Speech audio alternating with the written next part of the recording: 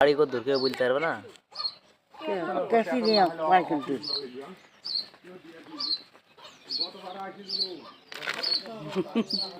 কারো আপনি ঝুল তুলে দিতে যাও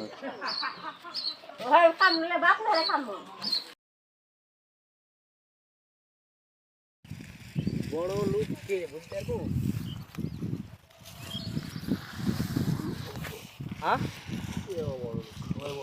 বড় লোক কাক বলে বলে একদিন দেখি কেমন পারে।